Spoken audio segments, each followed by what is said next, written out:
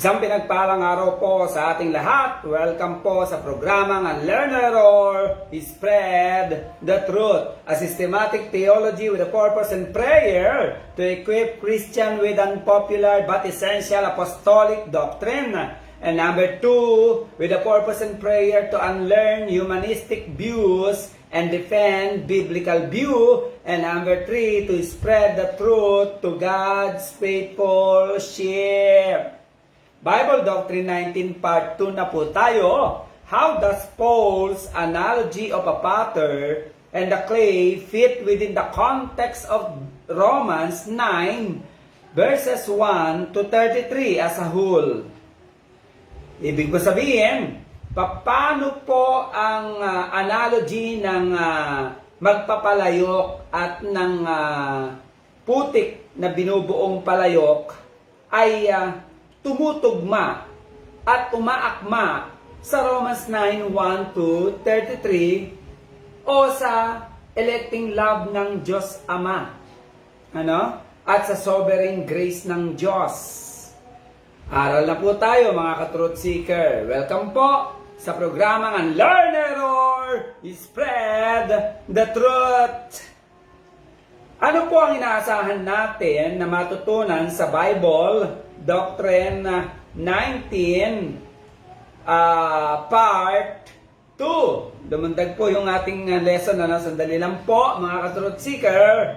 At alam ko kayo ay exciting sa lesson na ito. Bible Doctrine 19 Part 2 na po tayo. Ano nga po ba ang dapat nating matutunan sa doktrinang ito, sa parteng ito?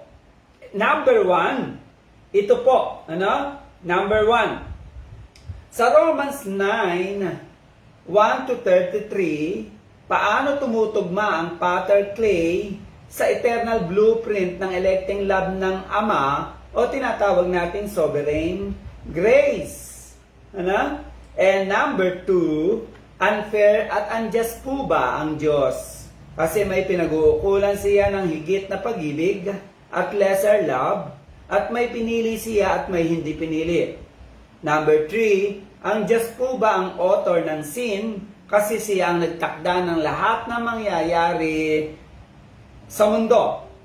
Number 4, ano ang relevance at summary statement ng Bible Doctrine 19 Part 2. Mga ka-truth seeker, recall po tayo ng Bible Doctrine 19 Part 1. Sa Bible Doctrine 19 Part 1 ay idiniscuss po natin at na hinati ni Brother Jared Smith ang Romans 9, 1 to 33 sa 4 na bahagi lamang.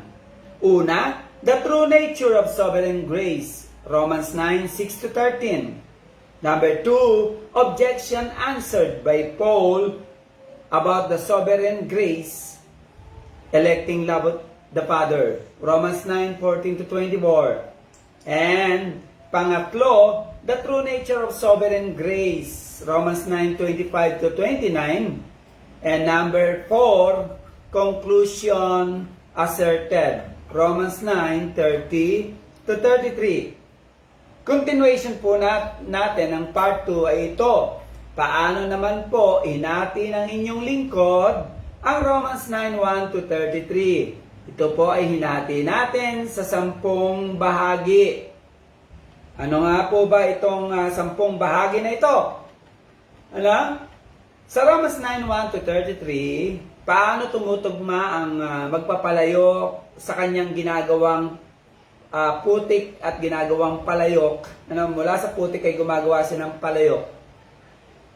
Paano tumuugma sa eternal blueprint ng electing love ng Ama o sovereign grace ng Diyos?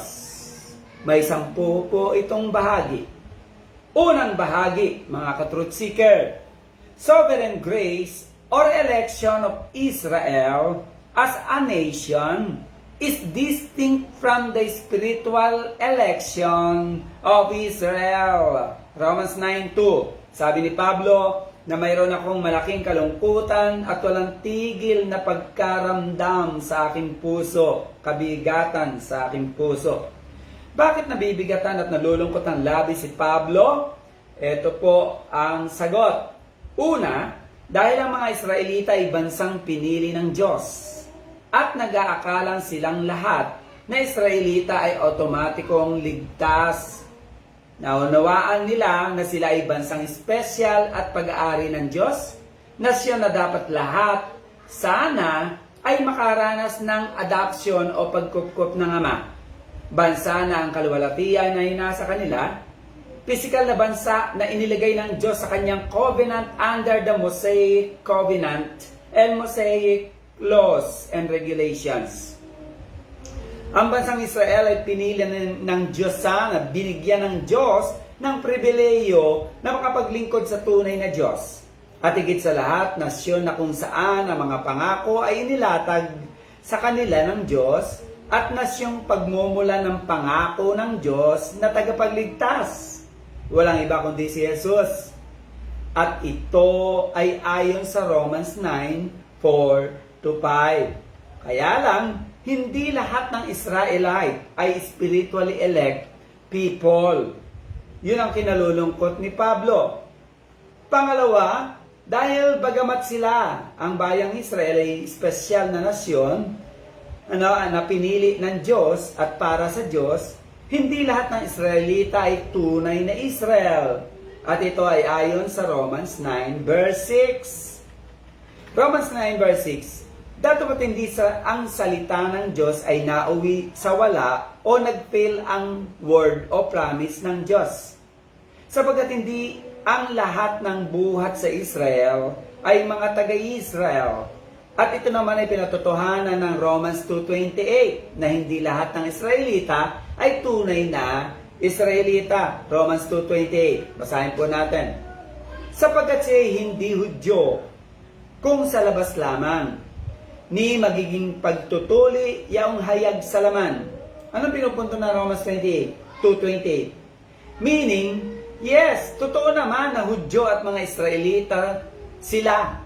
Dahil lahi sila ni Abraham at ni Jacob at sila ay tinuli. Romans 2:29, pagpatuloy natin mga ka-truth seeker.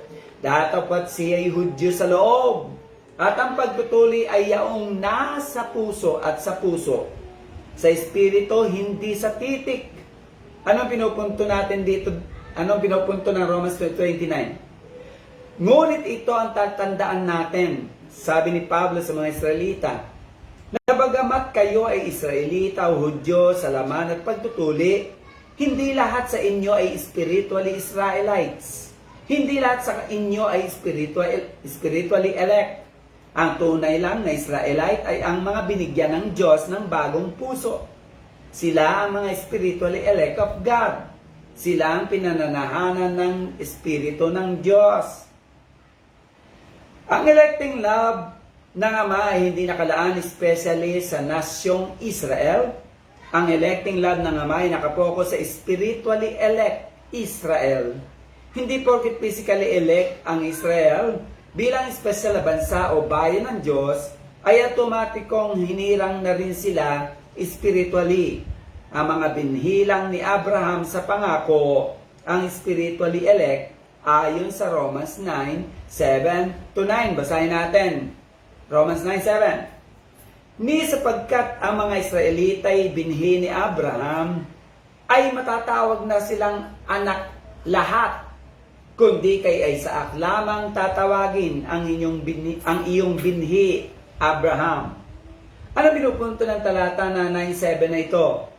Hindi porket ang mga Israelita ay binhi ni Abraham, sila ay automatikong Israelita na, dahil si Ismael ay anak ni Abraham, ngunit hindi itinuturing na tunay na Israelita at hindi tinuturing na Israelita. Romans 9:8. Sa makatwid ay hindi mga anak sa laman ang mga anak ng Diyos. So hindi sa usaping dahil Israelita ka, anak ka na Israelita, anak ka na ng Diyos, hindi yun. Kundi ang mga anak sa pangako lamang, siya ang ibibilang na binhi ni Abraham, binhi ng Diyos, spiritually elect. So, ano pinupunta ng Romans 9:8, mga ka-truth seeker? Ang pinupunto ni Pablo rito ay ito: hindi porket Israelita ay automatikong mga anak na ng Diyos. Hindi lahat ng Israelita ay anak ng Diyos. Ang mga anak lang ng Diyos ay ang mga anak ng pangako. Sila lang ang tunay na binhi ni Abraham, spiritually speaking.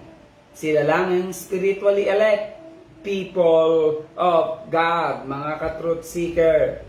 Romans 9:9. Sapagkat ito ang salita ng pangako, ayon sa panahong ito, iparirito ako at magkakaroon si Sarah ng isang anak na lalaki, Abraham. Ano pinupunto nito? Meaning, si Isaac lang ang anak ng pangako, anak ng Diyos na binhi. Anak ng Diyos ayon sa sovereign electing love ng Ama. So, ganun din ang bansang Israel, hindi sila ligtas lahat. Ang ligtas lang ay ang mga Israel na inelect ng Diyos, Ama, in eternity. Ang tawag sa kanila ay anak ng pangako. At ito naman ay pinatotohanan ng Matthew 3:9 nang sabihin ni John the Baptist sa mga Israelita, sa mga Hudyo, huwag kayong mga gisip na magsabi sa inyong sarili, si Abraham ang aming ama. Sapagkat sinasabi ko sa inyo na mangyayaring makakapagpalitaw ang Diyos ng mga anak ni Abraham mula sa mga batong patay na ito. Hindi kayo kailangan ng Diyos. John 8:39. Sila ang mga Hudyo, ang mga Israelita ay nagsisagot at sinabi kay Jesus, si Abraham ang aming ama. John 8:44, sumagot si Jesus, mali, kayo'y sa inyong amang dyablo. Hindi porket ama niya si Abraham, ay ama na nyo ang Diyos at anak na kayo ng Diyos. At ang ama niyo na literal at tiyak ay ang ama na nasa langit. Nagkakamali kayo, sabi ni Jesus. Kayo'y sa inyong amang dyablo. Yes, mga Israelita kayo. Yes, ama niyo si Abraham at Jacob. Kayo ay Israelita lang bilang nasyon. Pero hindi kayo tunay na Israelita by new heart and by new spirit. Ano pinupunto ng Romans 9:10-13, mga ka-truth seeker?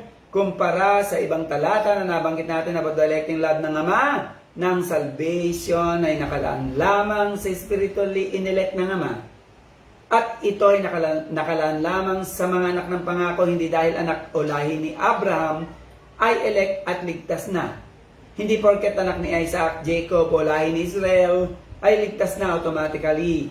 Lagi nating tandaan na hindi nakapatungkol lamang sa bansang Israel ang Romans 9:1-13. Dahil ang Romans 9:1-13 ay isang talinghaga ng tunay na adhikain at layunin ng Diyos. Ang election ng Diyos sa mga spiritually elect Israelites. Dahil sa Romans 9:1-13 ay kinukumpara lamang ni Pablo ang Israel bilang elect nation under the Mosaic Covenant sa mga saints o spiritually elect people under the gracious covenant. Pangalawang bahagi po ng Romans 9:1-33, eto po. Sovereign grace or election is for a definite people. Romans 9:11, sapagat ang mga anak ni Rebecca at Isaac, Romans 9:10, nang hindi pa ipinanganganak at hindi pa nagsisigawa ng anumang mabuti o masama upang ang layo ng Diyos ay mamalagi alinsunod sa pagkahirang na hindi sa mga gawa, kundi doon sa tumatawag. Romans 9:13, gaya ng nasusulat si Jacob ay inibig ko. Meaning, hindi random. Hindi mini mo ang Diyos. At hindi hula-hula o tsampa-tsampa lang ang paghirang ng Diyos. Tiyak siya na si Jacob ang hinirang niya. Tiyak rin ng Diyos kung sino ang mga hihirangin niya in eternity. Sabi diyan, I love Jacob and I hate Esau. Romans 9:15, ako'y maaawa sa aking kinaawan, sabi ng Diyos, at ako'y mahabag sa aking kinahabagan. Meaning, meron siyang spesipikong taong kahabagan. Meron siyang spesipikong taong hindi kahabagan at hindi kahawan. Number 3 na bahagi ng Romans 9:1-33 is sovereign grace. Election is unconditional. Kapatid, ang paghirang sa atin ng Diyos ay walang kondisyon, walang requirements. Na hinihiling ang Diyos na nagmumula sa atin. Bakit po unconditional? For number one reason, election is not based on good work. Romans 9:11, though they were not yet born and had done nothing either good or bad, in order that God's purpose of election might continue, not because of works, but because of Him, God, who calls. Ano pinupunto ng Romans 9:11? Meaning nang umirang ang Diyos in eternity, mga ka-truth seeker, ay hindi nakabase ang paghirang, pagpili ng Diyos sa tao kung bad or good siya. Hindi nakabase ang spiritual election sa pagiging nationally elect ng Israel. Hindi nakabase sa kung holy o unrighteous ang tao. At lalong hindi nakabase sa good work, obedience, righteousness, faith, faithfulness, natin. Ang paghirang ng Diyos ay hindi nakabase sa repentance, positive response natin sa gospel. Ang paghirang ng Diyos ay hindi nakabase sa pagpulpil natin sa mga sacraments, sa sinner's prayer, sa altar call, sa baptism, sa prayer natin sa mga santo, santa, at hindi nakabase sa membership natin sa true church o pag-anib natin sa biblical and true religion.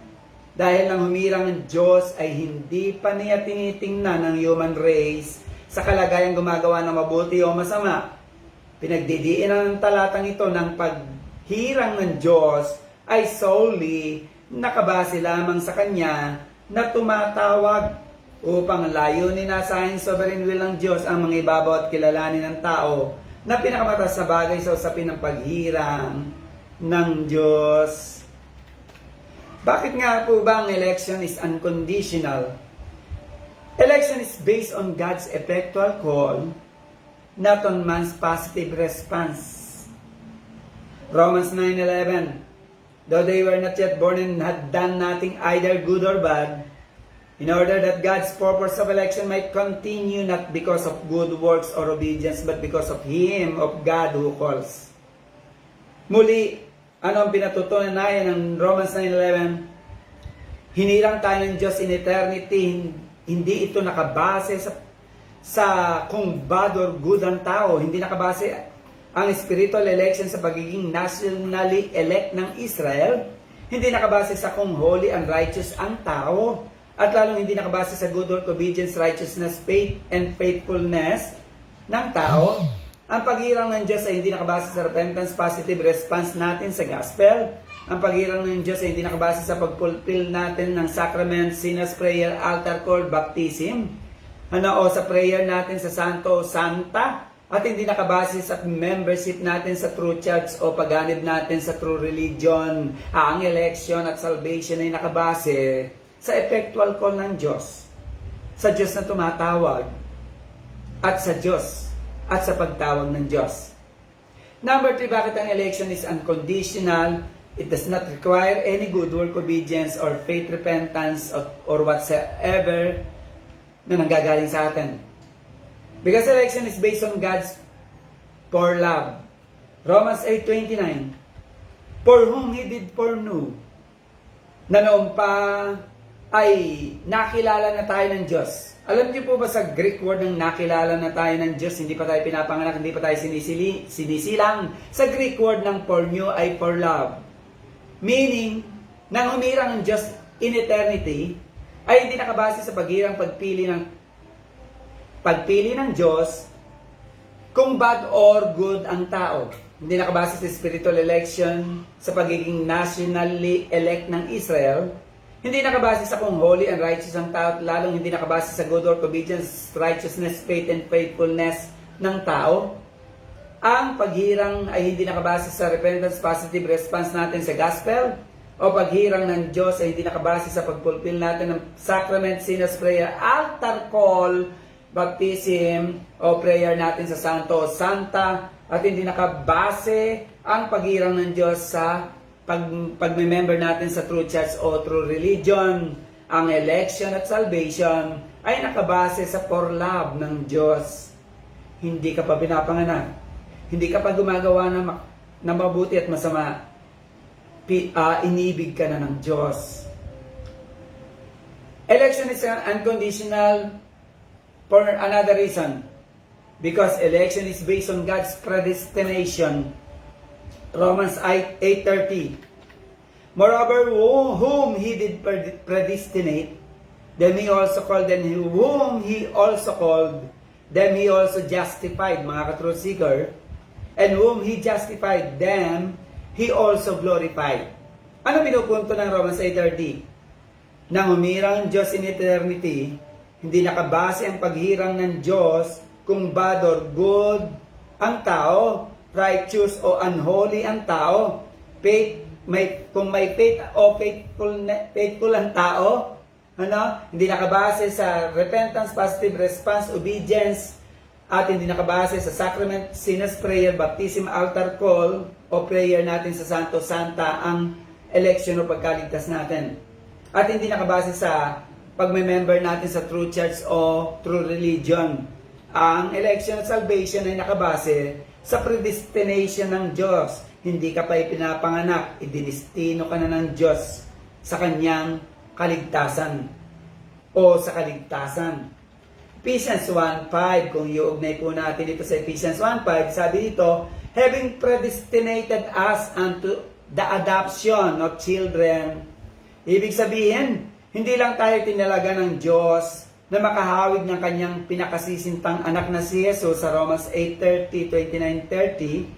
Higit sa lahat, Ephesians 1:5, tayo ay itinalaga na ng Diyos na maging anak niya sa pagkuko o sons by adoption. Nang inadapt tayo ng Diyos in eternity, ay hindi nakabase ang pag-adapt ng Diyos sa kung bad or good, righteous or unholy. Hindi nakabase sa nationally elect ka ba as national Israel? Hindi nakabase sa kung faithful ka ba, may good work ka ba, o may faith ka, repentance? Hindi nakabase sa positive response natin ang pag-adapt ng Ama. Ang pag-adapt ng Ama sa atin ay hindi nakabase sa pag-fulfill natin sa sacrament, sinner's prayer, altar call, baptism, prayer natin sa Santo Santa, o pag-member natin sa true church o true religion. Ang election, pag-adapt at salvation ay nakabase sa predestination ng Diyos sa ating mga elect. Another thing, election is based on God's mercy, not on man's ability. Bakit po ang election is unconditional?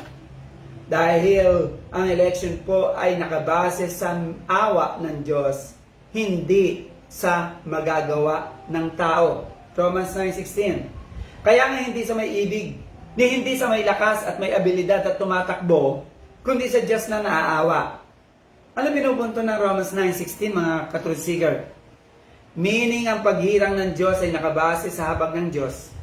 Hindi sa lakas ng tao, hindi sa abilidad ng tao na manampalataya, magsisi, maging tapat hanggang wakas. Ang election ay hindi nakabase sa sinner's prayer, altar call prayer natin sa Santo Santa. Ang election ng Diyos ay hindi nakabase sa pag-anib natin sa true religion, true church. Ang election o pagiging righteous natin, ang election at salvation ay nakabase, mga kapatid, sa mercy ng Diyos. Dahil may Diyos na nahabag sa atin. Hindi dahil sa good work, obedience natin, faithfulness natin, prayer, altar call, and whatever. Another thing, election is unconditional. Why? Because election is based on God's sovereign will, not on our free will. Romans 9:16. So then, it depends not on human free will. Ano pinupunto dito? Na ang election ay hindi nakabase sa free will ng tao. Hindi nakasalalay sa desisyon ng tao kung ayaw niya o gusto niya sa Diyos. Hindi nakabase sa consent o pahintulot ng tao. Hindi nakabase sa positive response of faith natin in the future. Hindi nakabase sa repentance, baptism, pag-anib natin sa true religion o true church. Hindi nakabase sa pagsunod natin sa pagiging tapat hanggang wakas. Hindi nakabase sa sacrament, sinner's prayer, altar call. Hindi nakabase sa prayer sa Santo Santa, hindi nakabase sa anumang contribution, participation, and contribution, cooperation natin.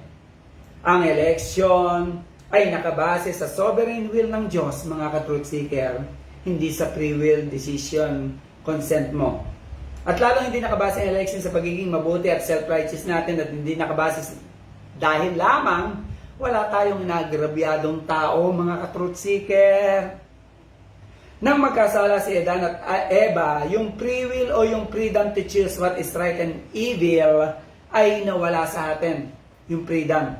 Kaya yung free will na pinagmamalaki natin ay naging slave, dead, unable, immobile, inclined to evil, sinful, and rebellious. Romans 9:19, you will say to me then, sinners, why does he still find fault? For who can resist the will, the sovereign will of God? Ano pinupunto ng Romans 9:19? Meaning kapag kumilos na ang grasya at na-regenerate na tayo ng Holy Spirit, yung mga inelect ng Diyos, ay walang ni isa man ang magre-reject ng sovereign will ng Diyos. Dahil lahat ng elect ay kusang ma-attract sa gospel, kusang dadaluyan ng faith, love, na nagmumula sa Diyos, at love sa truth. Isa pang pinupunto ng talatang ito ay ang election ay hindi nakabase sa free will ng tao. Hindi nakasalalay sa desisyon ng tao kung ayaw o gugustuhin ba niya ang Diyos. Hindi nakabase sa consent pahintulot natin. Hindi nakabase sa positive response of faith natin in the future. Hindi nakabase sa repentance baptism, pag-anib natin sa true religion o true church.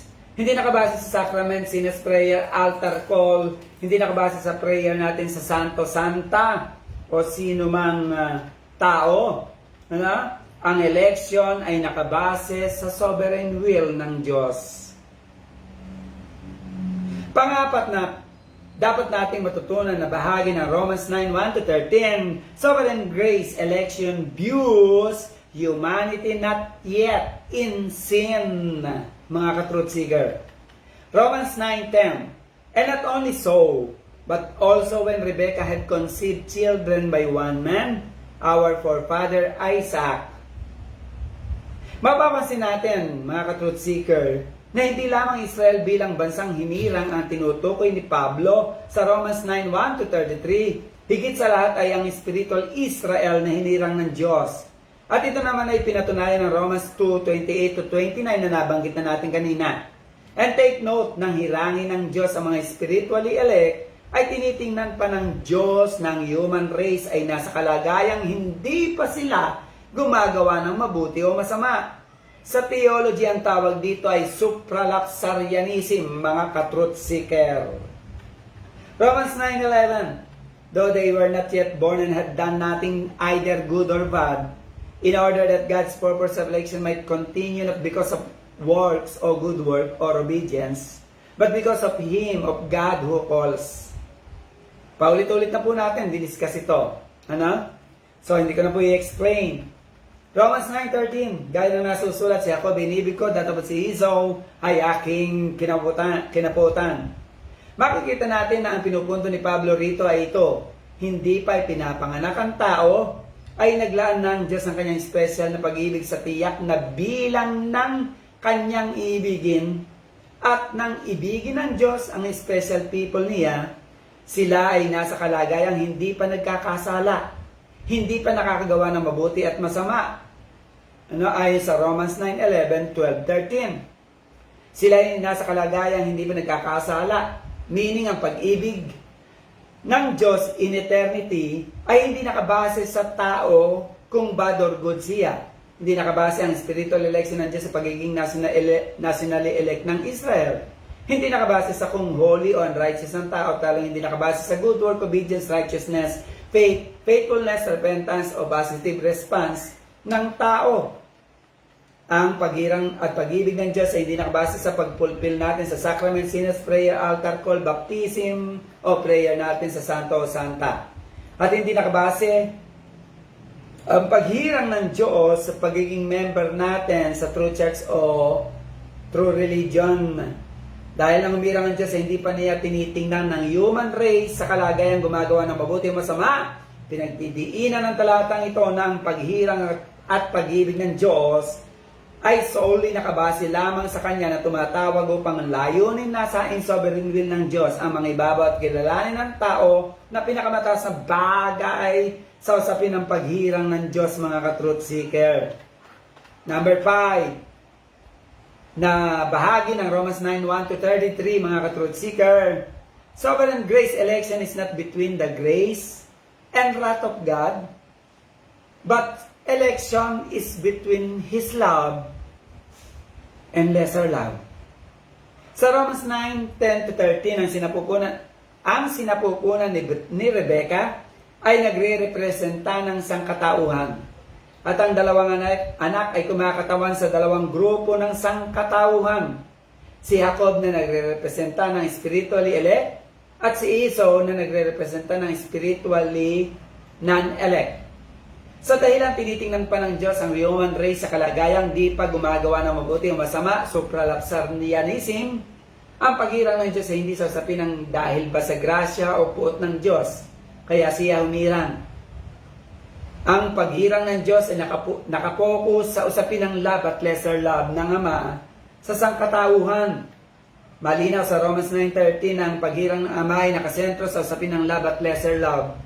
Romans 9:13, Jacob have I loved, Esau have I hated. Alam niyo po ba na sabihin na Esau have I hated? Ito, mga ka-truth seeker, ang ibig sabihin dyan. Ang pagkagalit sa Greek ay hindi palaging tumutukoy sa pagkainis, puot, galit. Minsan ito ay tumutukoy sa lesser love o less love. Luke 14:26, example.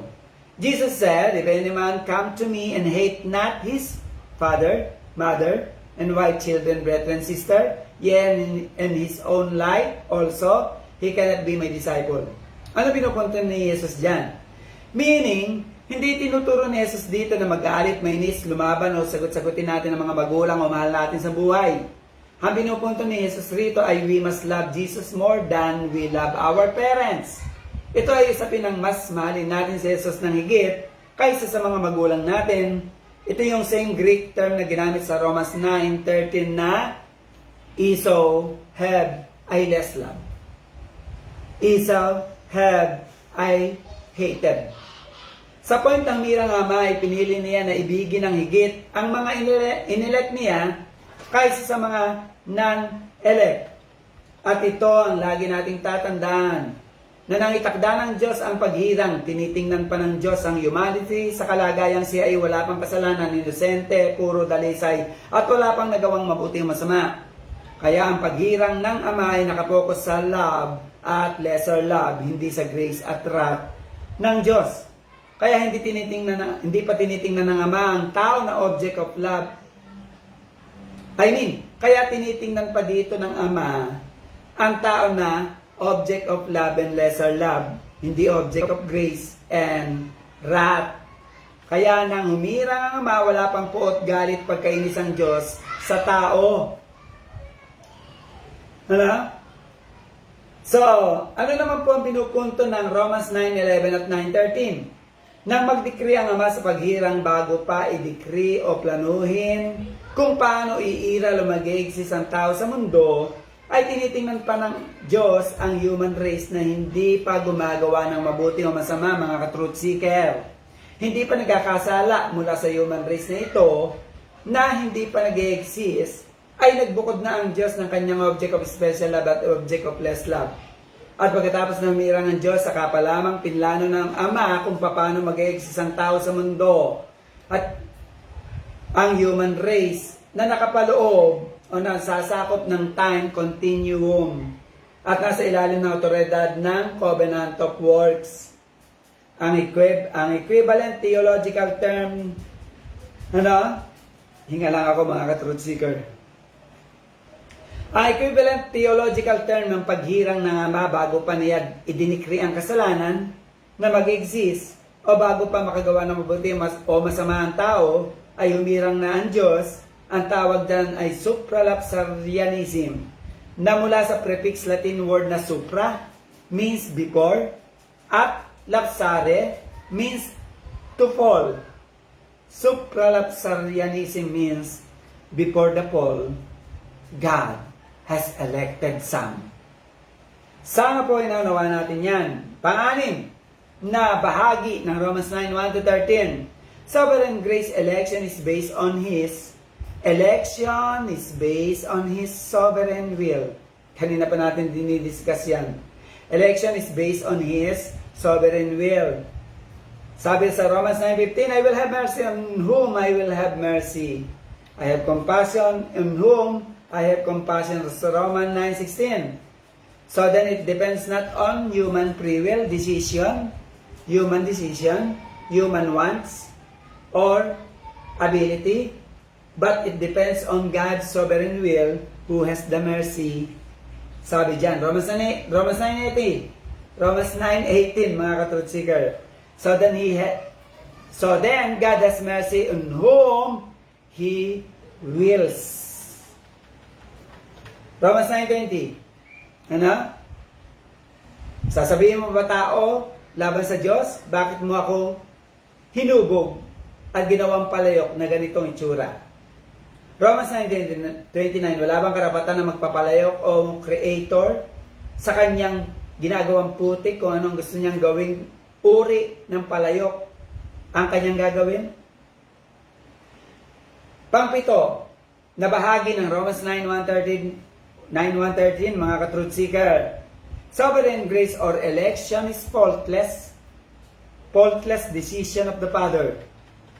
Romans 9:13. Minahal ko si Jacob, kinamuyan ko si Esau. Romans 9:14. Sisigaw ang makasalanan. Makasalanan ba ang Diyos? Unjust ba ang Diyos? Unfair ba ang Diyos? Ano sagot sa Romans 9:14 ni Pablo mismo? Pinagbabawal ng Diyos. So, unfair nga po ba ang Diyos, mga ka-truth seeker, nang meron siyang pinili at hindi pinili? Unfair nga po ba ang Diyos nang meron siyang inibig ng higit at special na pag-ibig, pinaglaanan, at yung iba ay pinaglaanan lang niya ng less love? Hindi po, mga kapatid. For many reasons. Number one, God is sovereign. Sabi sa Romans 9:15, ako'y maawa sa aking ginawa, ako'y mahabag sa aking kinahabagan. Romans 9:16, kaya nga hindi sa makasalanang may ibig, hindi sa tumatakbo at may abilidad, kundi sa Diyos na naaawa. Ano pinupunto dyan? Kapag sinabing sovereign God, hindi niya kailangan ng consent o pahintulot natin o free will o kalayaan nating pumili. Hindi niya kailangan ng desisyon ng sino man. Hindi niya kailangan ng impluensya, plano, suggestion o advice ng sino man. Hindi kailangan ng Diyos ng faith, repentance, faithfulness, obedience, sacrament, church membership natin sa true church, true religion. Hindi niya kailangan ng baptism, prayer, acceptance, sinner's prayer, altar call, o prayer natin sa Santo Santa. Kapag sinabing Diyos, di niya kailangan ng sino man. Independent ang Diyos sa lahat ng kanyang desisyon o nasain. At kung ano man ang kanyang gusto, hindi siya reactionary na kapag mananampalataya, magsisisi, tatanggapin natin si Jesus, saka lamang tayo hirangin o ililigtas ng Diyos.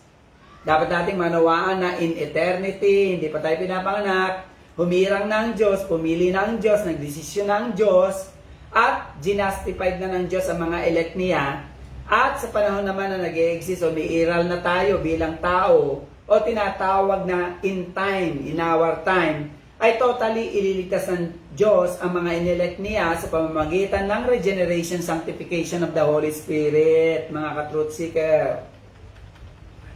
Kapag sinabing Diyos, siya ang first cause ng lahat ng bagay, siya ang magde-decide, siya ang pipili, siya ang gugusto, hindi ang tao, siya ang magtatakda, magpaplano, magtatalaga ng naisin niya, mga ka-truth seeker. Hindi ang tao o sino man, palaging ang first plan, first move at first initiative ay sa Diyos nagmumula sa lahat ng usapin. Kaligtasan man yan o kapahamakan, at ito ay dinedesisyonan ng Diyos in eternity. Hindi pa nilalalang ang mundo. Romans 9:18. Paulit-ulit na natin sinasabi, maawa ang Diyos sa kanyang kaawaan. Romans 9:18, sino ang makakaresist ng sovereign will ng Diyos? Pangalawa, ang Diyos ay creator, kaya hindi unjust at hindi unfair ang Diyos na may pinili siya at hindi pinili at meron siyang special love na pinaglaanan at less love na pinaglaanan. Siya ay creator. Ano sabi diyan? Romans 9:19, sasabihin mo nga sa akin o palayok, bakit umahanap pa ikaw ng kamalian? So, sasabihin ko sa iyo, palayok, bakit umahanap ka pa ng kamalian? Sabi ng Diyos. Meaning, as God, at lalo na as creator, pattern, manggagawa, magpapalayo, anumang desisyon na naisin gustuhin ng Diyos sa mga nilalang niya ay walang mali, walang nababiolate, walang nasasagasang free will, consent, desisyon o gusto ng tao. Sapagkat sino ang sumasalangsang sa kalooban at kagustuhan ng Diyos? Ano pinupunto dyan? As God at lalo na as creator, pattern, manggagawa, magpapalayo, anumang desisyon na naisin gustuhin ng Diyos sa mga nilalang niya ay walang makatututol, walang makakakontra, walang makakaangal, walang karapatang magreklamo, walang kapangyarihan magkakasa, walang pwedeng magsabi na hindi pwede. Kahit na di pa natin manawaan na maarok ang desisyon ng Diyos, ang the best na solusyon ay accept what God has decided, accept what we cannot change, accept the revealed truth. Romans 9:20, ngunit o tao, sino kang tumututol, sumasalangsang sa Diyos, sasabihin baga ng bagay na ginawa doon sa gumawa sa Kanya, bakit mo ako ginawang ganito? Ano pinupunto ng Romans 9:20, mga ka-truth seeker? Meaning, hindi tayo pwedeng magdesisyon. Hindi pwedeng tayo ang magdedesisyon. Hindi pwedeng tayo ang masusunod. Hindi pwedeng tayo ang God at Creator. Romans 9:21. O wala ba nga kapangyarihan sa putik ang Creator magpapalayok upang gawin sa isa lamang limpak ang isang sisidlang sa ikapupuri at ang isang sisidlan naman ay sa ikahihiyak. Meaning, bilang creator, pattern at magpapalayok, ang lahat ng desisyon, kapangyarihan, gusto at nasain ng Diyos ang masusunod at nasusunod.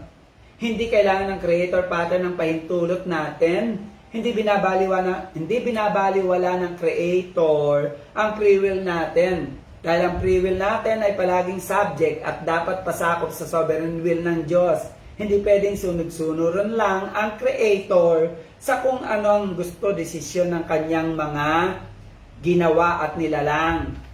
Hindi unfair at hindi unjust ang Diyos, mga kapatid, for three reasons. Ang lahat ng plano, desisyon na at nais niya ay naaayon sa kanyang pure holiness, infinite wisdom, absolute perfection, immutable justice at righteousness.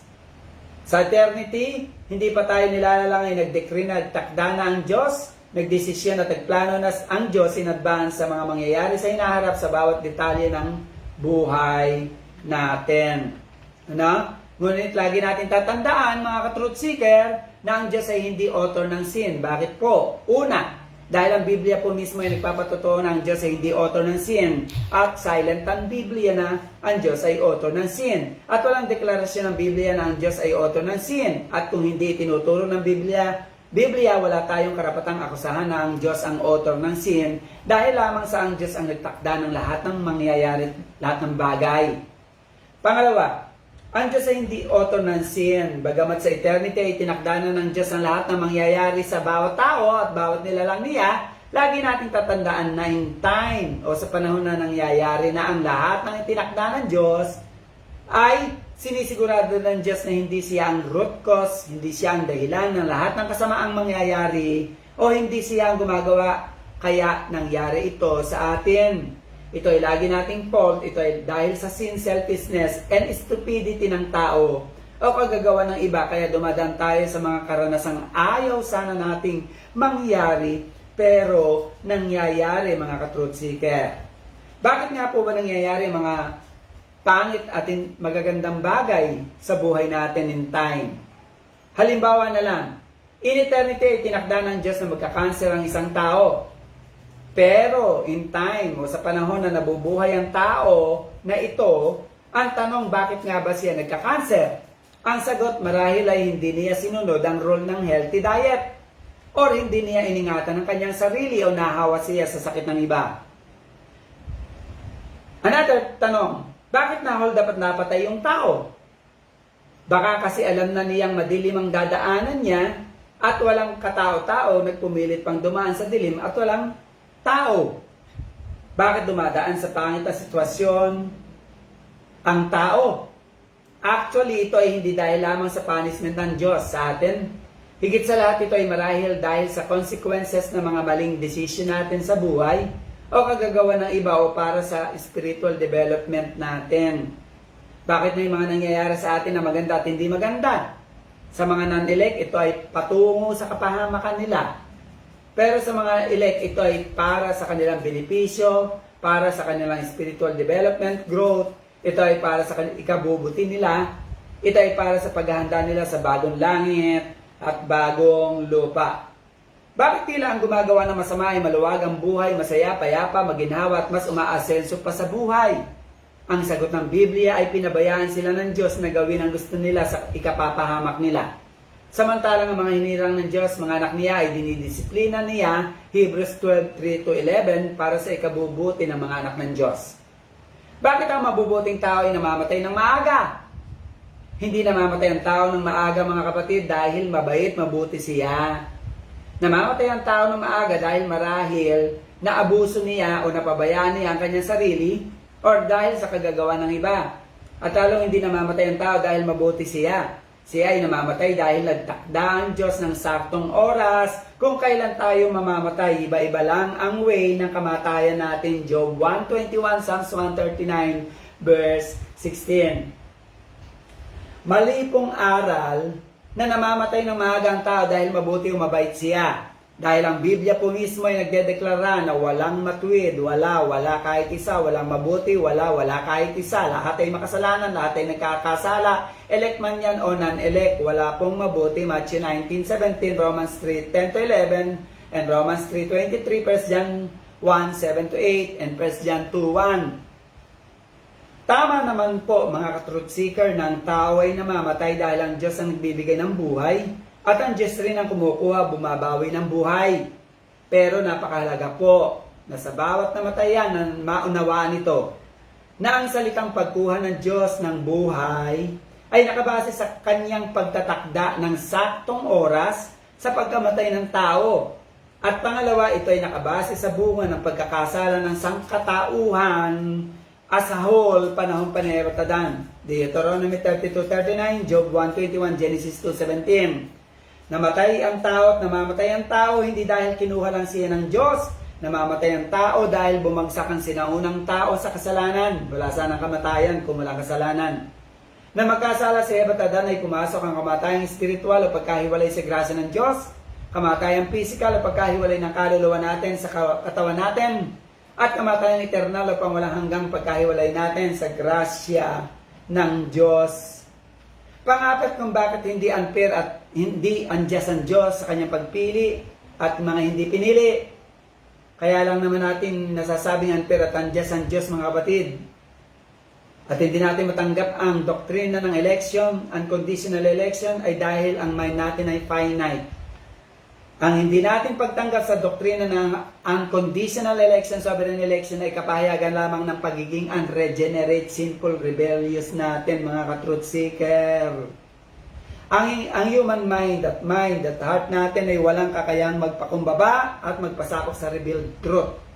Sa halip ay rebellious, lumalayo sa liwanag at mas inibig pa natin ang kadiliman. Romans 8:7, John 3, verse 19-20. Ang ating mind, heart at conscience ay corrupt, vile at evil. Kaya hindi natin matanggap ang katotohanan ito. Genesis 6:5, Psalms 14:1-6.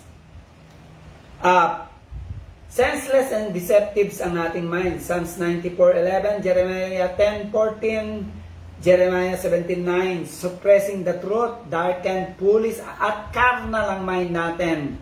Kaya hindi natin matanggap ang unconditional election at sovereign will ng Diyos. Sovereign election ng Diyos. Romans 1:18, Romans 1:21. Ayun ano. So we must not lean on our understanding, mga ka-truth seeker. and not be wise in our own eyes. Human reason must bow before the Scripture at tiyapusin ang katotohanan ng Diyos ay beyond our full understanding. At ang doktrina ng unconditional sovereign will ng Diyos ay tanggapin natin ng buong buo because this is the revealed truth. Ephesians 3:8, Ephesians 3:19, Psalms 139:6, Psalms 145 verse 3, Isaiah 40:13, 1 Corinthians 2:16. So, kahit nasabihin pa ng tao ng revealed truth, lalo na ang doktrina ng unconditional sovereign election ay illogical, unreasonable, unjust at wicked, ang deklarasyon ng Biblia ay, let God be true and every man a liar. Romans 3:4. Romans 11:33. Who could ever wrap their minds around the riches of God, the depth of His wisdom, and the marvel of His perfect word? Perfect knowledge. Ano pinapunto natin mga kapatid sa Romans 11:33? Kapatid, beyond our capability, beyond our ability and finite mind, we cannot understand the decision and ways of God. Isaiah 55 verse 8, for my thoughts are not your thoughts, sabi ng Diyos, neither are your ways my ways, say the Lord. Panglima, bakit unjust and hindi unjust at hindi unfair ang Diyos sa pagpili niya at hindi niya pagpili at pagbibigay niya ng special love at less love? Nang umirang ang Diyos in eternity at pinaglanan ng Diyos ng special na pag-ibig ang ilan, at ang ilan ay pinaglanan niya ng kanyang less love, ito ay sa panahon na tinitingnan pa ng Diyos ang sangkatauhan na hindi pa niya nilalang, na sila ay nasa kalagayang hindi pa gumagawa ng masama o mabuti. So walang unfairness and injustice sa paghirang ng Diyos. Number 6, bakit ang paghirang ng Diyos ay hindi unfair, hindi unjust? Dahil sa pagpili nating mga lalaki ng isang babae mula sa 5 babae na pinagukulan ng...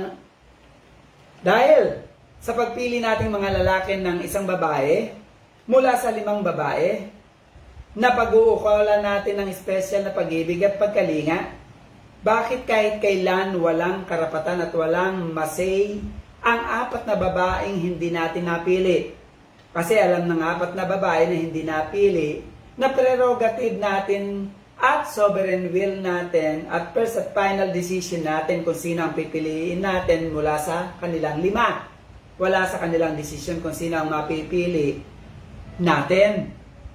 Pang-7, bakit hindi unfair, hindi unjust ang Diyos sa pagpili o paghirang? Bakit hindi natin kinu-question ng mga magulang na special ang love at care sa mga pinili at inadapt nilang anak at less love at less care ang ibinibigay naman nila sa ating mga hindi nila inadapt na sons? Kasi sovereign will ng mga magulang yan. Self-decision ng mga magulang yan at prerogative nila yan bilang magulang at naturalesang umiiral sa kanila yung nature of giving a special love and care at less love and less care sa iba. Pangwalaw, bakit hindi unjust at hindi unfair ang Diyos sa paghirang?